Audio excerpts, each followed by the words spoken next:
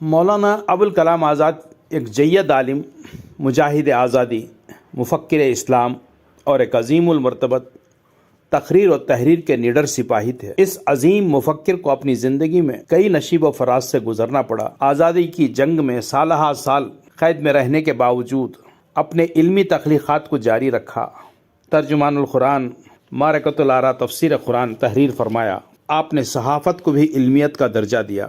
وہ علم کو آفاقی تصور کرتے تھے۔ وہ علم کو سرحدوں اور رنگ و نسل اور علاقوں میں محدود کرنے کے قائل نہ تھے۔ وہ علم کو ایک انسانی ورثہ قرار دیتے جس پر تمام انسانوں کا حق ہے۔ مولانا آزاد ہندوستان کی آزادی کے بعد بطور وزیر تعلیم ملک کو بیش بہا خدمات انجام دیے۔ وہ آزاد ہندوستان کے صرف وزیر تعلیم ہی نہیں، وہ آزاد ہندوستان کے معمار تعلیم، آرکیٹیکٹ آف انڈین ایجوکیشن رہے۔ کم عمری میں ہی مولانا صحافت سے جڑ گئے۔ مولانا کو اتنی شہرت نصیب ہو گئی تھی کہ لوگوں کو یقین نہیں آتا تھا کہ یہی مولانا آزاد ہیں۔ مولانا نے جب شاعری چھوڑی تو صحافت کے میدان میں آ گئے۔ اس میدان میں آنے کے بعد اصل جوہر کھلے۔ مولانا نے سب سے پہلے الہلال و البلاغ کی بنیاد ڈالی اور انقلابی تحریروں سے ہندوستان کے نوجوانوں میں تحریک آزادی کے جوش کو ابھارا۔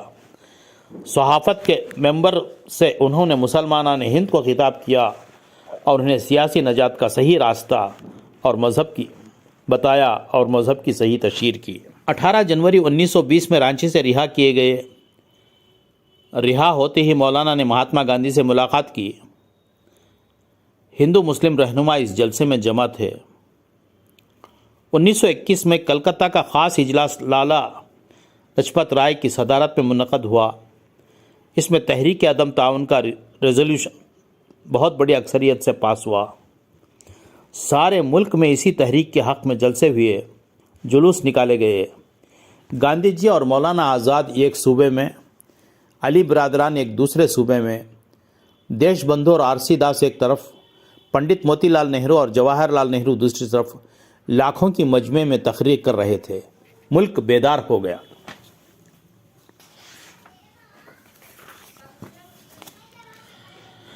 یکم اگست 1921 میں گاندھی جی کی اپیل پر تلک سوراج فنڈ میں 1 کروڑ روپیہ آ چکا تھا۔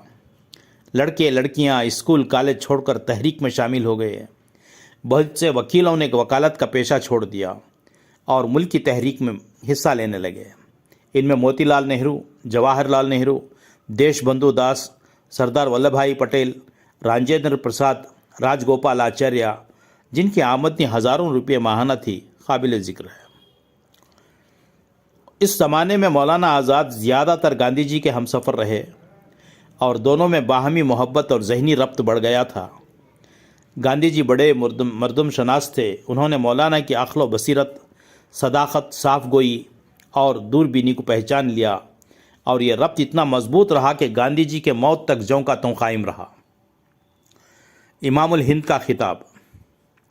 دسمبر 1920 میں ناگپور میں منعقد کانگریسی اجلاس کے بعد مسٹر جناح کانگریس سے الگ ہو گئے۔ اس وقت مولانا کی مقبولیت اس قدر بڑھ چکی تھی کہ تقریباً 1000 مذہبی رہنما اور علماء نے لاہور میں منعقد اجلاس میں یہ تجویز پیش کی کہ مولانا کو امام الہند کا درجہ دیا جائے۔ مولانا نہایت عاجزی کے ساتھ اس تجویز کو منظور کرنے سے انکار کر دیا۔ اس کے بعد وہ فوراً گرفتار ہو گئے۔ 1923 میں مولانا کو رہائی ہوئی۔ 1921 میں مولانا محمد علی سب سے پہلے گرفتار کیے گئے تھے، جو گاندھی جی کے ساتھ سفر کر رہے تھے۔ اس گرفتاری پر سارے ملک نے احتجاج کیا۔ ان کے ساتھ مولانا شوکت علی، مولانا حسین مدنی، احمد مدنی، غلام مجید اور جگت گرو شری شنکراچاریہ بھی تھے۔ سب نے یہ قرارداد پاس کی کہ انگریزی حکومت کی فوج اور پولیس کی نوکری حرام ہے۔ اس قرارداد میں گاندھی جی اور مولانا آزاد کے دستخط تھے۔ سارے ملک میں آگ لگ گئی، جگہ جگہ جلسے ہونے لگے۔ 10 دسمبر 1921 کو پھر مولانا آزاد کو کلکتہ میں گرفتار کر لیا گیا۔ گاندھی جی کو مبارکباد اور ہندوستانی مسلمانوں کے نام مولانا نے پیغام بھیجا۔ مولانا آزاد کو اپنی گرفتاری کا پہلے ہی علم ہو گیا تھا۔ اس لیے انہوں نے گاندھی جی کے نام مبارکباد اور ہندوستانی مسلمانوں کے نام مندرجہ ذیل پیغام چھوڑے تھے۔ وہ پیغام کیا تھا؟ مومنین، نہ تو ہراساں ہو نہ غمگین، تم ہی سب پر غالب رہو گے اگر سچا ایمان اپنے اندر پیدا کر لو۔ ہماری تمام فتح مندیوں کی بنیاد 4 سچائیوں پر ہے۔ میں اس وقت پہ ملک کے ہر باشندے کو انہی کی دعوت دیتا ہوں۔ پہلا، ہندو مسلمان کا کامل اتفاق۔ دوسرا، امن و نظم۔ تیسرا، قربانی۔ چوتھا، استقامت۔ پہلا، ہندو مسلم کا کامل اتفاق۔ دوسرا، امن و نظم۔ تیسرا، قربانی۔ چوتھا، استقامت۔ آج بھی ہمیں اس کی ضرورت ہے۔ مسلمانوں سے خاص طور پر التجا کروں گا کہ اپنے اسلامی شرافت کو یاد رکھیں اور آزمائش کی ان فیصلہ کن گھڑی میں اپنے تمام ہندوستانیوں سے آگے نکل جائیں۔ اگر وہ پیچھے رہے تو ان کا وجود 40 کروڑ مسلمانان عالم کے لیے شرم و ذلت کا ایک دائمی دھبا ہوگا۔ 9 فروری 1923 میں مولانا کے مقدمے کی آخری پیشی ہوئی اور 1 سال قید بامشقت کی سزا طے ہوئی۔ مولانا نے مجسٹریٹ سے مسکراتے ہوئے کہا، یہ سزا تو بہت کم ہے اور میری توقع کے خلاف ہے۔ کتنا بے باک، بہادر اور کتنا ملک کی آزادی کے لیے مر مٹنے والا مرد جری ہنستے مسکراتے جیل چلے گئے۔ ستمبر 1923 کانگریس کا خاص اجلاس دلی میں بلایا گیا جس کی صدارت مولانا آزاد نے کی۔ اس وقت مولانا آزاد کی عمر صرف 35 سال کی تھی۔ مولانا نے اس اجلاس کے خطبہ صدارت میں فرقہ واریت پر بھرپور وار کیا۔ آج ہمیں ہندوستان میں نہ کسی ہندو سنگٹھن کی ضرورت ہے نہ مسلم سنگٹھن کی، ہمیں صرف ایک سنگٹھن کی ضرورت ہے، وہ ہے انڈین نیشنل کانگریس۔ 26 جنوری 1925 میں دلی میں گاندھی جی کی صدارت میں آل پارٹیز کانفرنس ہوئی۔ 1927 میں سائمن کمیشن کا تقرر کا اعلان ہوا۔ 1928 میں مولانا ابوالکلام آزاد نے شروع میں لاہور، امرتسر، راولپنڈی، دہلی اور مختلف مقامات کا دورہ کیا۔ سائمن کمیشن کے بائیکاٹ کی تحریک کی کامیابی میں مولانا کا بہت بڑا حصہ تھا۔ 1928 کے آخر میں کانگریس کے سالانہ اجلاس کلکتہ میں موتی لال نہرو کی صدارت میں ہوا۔ 21 دسمبر 1921 کی آدھی رات کو جواہر لال نہرو کی صدارت میں کانگریس نے کانگریس کا نصب العین کامل آزادی قرار دے دی اور ریزولوشن پاس کیا۔ 6 جنوری 1930 میں مولانا آزاد اور ڈاکٹر انصاری نے ایک مشترکہ بیان نیشنلسٹ پارٹی کی طرف سے جاری کیا۔ چونکہ آزادی کی جدوجہد کا آغاز ہو چکا ہے، اس لیے حقوق کے لیے جھگڑنا قطعی ترک کر دیا جائے۔ 12 مارچ 1930 کانگریس نے لڑائی کا اعلان کیا اور گاندھی جی کا ڈنڈی راج مارچ شروع ہوا۔ 4 مئی 1930 گاندھی جی نے سمندر کے کنارے نمک ستیہ گرہ کا آغاز کیا۔ مولانا نے مسلمانوں کو للکارا کہ وہ نمک ستیہ گرہ میں شامل ہوں۔ سردار پٹیل کی گرفتاری کے بعد مولانا ابوالکلام آزاد کا کانگریس کے ڈکٹیٹر مقرر ہوئے۔ ان کا یہ عہدہ صرف 11 دن رہا۔ انہیں گرفتار کر کے 6 مہینے کے لیے جیل بھیج دیا گیا۔ آپ کو میرٹھ جیل میں رکھا گیا۔ جنوری 1931 مہاتما گاندھی اور عاملہ کمیٹی کے دیگر اراکین کو رہا کرایا گیا۔ سول نافرمانی مشروط طور پر واپس لے لی گئی۔ اسی سال کراچی میں کانگریس میں گاندھی جی کو کانگریس کا واحد نمائندہ منتخب کیا گیا۔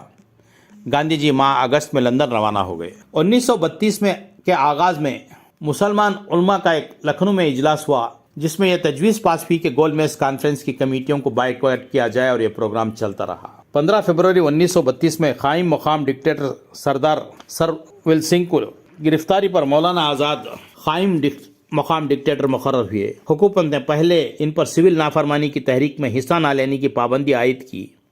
اس کے بعد دلی میں نظر بند کر دیا اور آپ دلی جیل میں 1 سال تک رہے۔ 1935 میں پارلیمنٹ نے گورنمنٹ آف انڈیا ایکٹ پاس کر دیا اور انتخابات کی تیاریاں ہونے لگیں۔ کانگریس پارلیمنٹری بورڈ کی تشکیل عمل میں آیا۔ مولانا آزاد، ڈاکٹر راجندر پرساد، سردار پٹیل پر مشتمل پارلیمنٹری بورڈ بنایا گیا۔ مولانا آزاد کے ذمے بنگال، بہار، اتر پردیش، پنجاب، سندھ اور صوبہ سرحد کے پارلیمنٹری معاملات تھے۔ مولانا نے اپنی معاملہ فہمی سے اس فرائض کو نہایت خوش اسلوبی سے انجام دیا۔ 1936-37 میں اسمبلی انتخابات ہوئے جس میں کانگریس کو بڑی کامیابی ملی۔ 3 دسمبر 1949 میں دوسری عالمی جنگ شروع ہو گئی۔ مولانا آزاد انڈین نیشنل کانگریس کے صدر منتخب ہوئے۔ اس سے قبل 1938 میں سبھاش چندر بوس صدر رہ چکے تھے۔ پھر سبھاش چندر بوس اور گاندھی جی کے درمیان طویل خط و کتابت ہوئی۔ سبھاش چندر بوس نے استعفیٰ دے کر فارورڈ بلاک کے نام سے الگ پارٹی بنا لی۔ اس کے بعد ڈاکٹر راجندر پرساد صدر منتخب ہوئے۔ ان کے بعد پھر مولانا کو مجبور کیا گیا تو 1949 میں آخر میں مولانا آزاد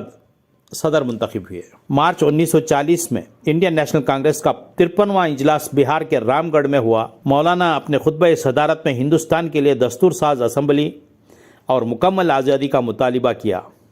یہ خطبہ صدارت ایک تاریخی دستاویز ہے۔ کانگریس کے صدر مولانا آزاد تھے۔ اپنے عاملہ کمیٹی کے سابقہ میں 10 ممبران انہوں نے نامزد کیے۔ ان میں شریمتی سروجنی نائیڈو، سردار ولبھ بھائی پٹیل، سیٹھ جمنا لال بجاج، آچاریہ جے بی کرپلانی، خان عبد الغفار خان، شری بھولا بھائی دیسائی، شری شنکر راؤ دیو، ڈاکٹر پرفل چندر گھوش، ڈاکٹر راجندر پرساد اور خود مولانا آزاد۔ پنڈت جواہر لال نہرو، شری رام گوپال چاری، ڈاکٹر سید محمود اور سر آصف علی کو شامل بعد میں کیا گیا۔ جولائی 1940 میں آل انڈیا کانگریس کا اجلاس پونا میں ہوا۔ اسی دوران اچانک مولانا کو جب وہ الہ آباد ریلوے اسٹیشن پر صبح کے وقت ریسٹورنٹ میں چائے پینے جا رہے تھے گرفتار کر لیا گیا۔ مولانا کو 2 سال کی سزا ہوئی اور انہیں نینی تال بھیج دیا گیا۔ جون 1941 میں جرمنی نے روس پر حملہ کر دیا۔ دسمبر 1941 میں حکومت نے مولانا آزاد اور جواہر لال نہرو کو قبل از وقت رہا کر دیا۔ 11 اپریل 1942 میں کانگریس کی عاملہ کمیٹی نے کرپس مشن کی تجویز کو نامنظور کر دیا۔ 5 جولائی 1942 میں واردھا میں کانگریس کا عاملہ کمیٹی کی میٹنگ ہوئی۔ گاندھی جی نے پہلی بار مولانا آزاد سے ہندوستان چھوڑو تحریک کا ذکر کیا۔ 19 اگست 1942 میں کوئٹ انڈیا موومنٹ، ہندوستان چھوڑو تحریک سے ہندوستانیوں کے ذہنوں سے خوف و ہراس دور ہو چکا تھا۔ ماہ مئی 1945 لارڈ ڈیول انگلستان گئے۔ جب وہاں سے لوٹے تو انہوں نے اعلان کیا کہ حکومت ہند کو اب اقتدار ہندوستانیوں کو سونپنے کے لیے آمادہ ہے۔ 14 جون 1945 میں مسٹر ایمری وزیر پنڈت نے دارالعلوم میں یہ اعلان کیا کہ وہ کانگریس اور مسلم لیگ سے کہہ رہے ہیں کہ حکومت بنائیں اور لڑائی کے متعلق جو فیصلہ چاہے کریں۔ اب کانگریس کو اختیار ہوگا کہ وہ خواہ جس کو چاہے نامزد کرے، مولانا آزاد ہوں یا پنڈت نہرو۔ 25 جون 1945 میں مولانا آزاد کو وائسرائے کی طرف سے گول میز کانفرنس میں شرکت کے لیے دعوت نامہ ملا۔ جون 46 میں کابینہ مشن کی تجویز سے کانگریس نے اتفاق قرارداد پاس کیا اور آل انڈیا کانگریس اجلاس 7 جولائی کو منعقد ہوا جس میں یہ پاس کیا گیا اور یہیں سے مولانا نے صدارت کا چارج پنڈت جواہر لال نہرو کو دیا۔ مولانا آزاد اس سے قبل 7 سال کانگریس کے صدر رہے۔ یہ زمانہ کانگریس اور ملک کی تاریخ میں نہایت اہم زمانہ ہے۔ 1906 میں مسلم لیگ کی تشکیل دی گئی۔ سب سے پہلا اجلاس ڈھاکہ بنگلہ دیش میں منعقد ہوا جو اس وقت ہندوستان ہی کا حصہ تھا۔ 27 جولائی میں 1946 میں مسلم لیگ نے کابینہ کی مشن کی تجویز مسترد کر دی اور راست اقدام کی دھمکی دی۔ 12 اگست 1946 کو وائس رائے نے پنڈت نہرو سے عارضی حکومت تشکیل دینے کے لیے کہا۔ نومبر 1946 کے آخر میں لارڈ ڈیول کانگریس اور لیگ کے نمائندوں کی ایک نشست لندن میں بلوائی۔ 15 جنوری 1947 میں مولانا آزاد انٹریم حکومت میں وزیر تعلیم مقرر ہوئے اور 19 مارچ 1947 میں لارڈ ماؤنٹ بیٹن نے وائس رائے کا عہدہ سنبھالا۔ وزیر تعلیم ہند جنوری 1947 میں جب بابو راجندر پرساد کا دستور ساز اسمبلی کا صدر بنایا گیا تو حکومت میں ایک عہدہ خالی ہو گیا۔ اب گاندھی جی اور جواہر لال نہرو کے زور دینے پر مولانا آزاد نے سی راج گوپال آچاریہ سے 15 جنوری 1947 میں وزارت تعلیم کے عہدے کا چارج لیا۔ مولانا آزاد 15 جنوری 1947 سے 22 فروری 1958 تک ہندوستان کی حکومت میں وزیر تعلیم کی مسند پر متمکن رہے۔ 1958 میں مولانا آزاد رامپور اتر پردیش سے لوک سبھا کے ممبر منتخب ہوئے۔ 1957 میں مولانا گڑگاؤں سے بھی لوک سبھا کے ممبر منتخب ہوئے۔ ہند کی تعلیمی سربراہ کی حیثیت سے رہنمائی۔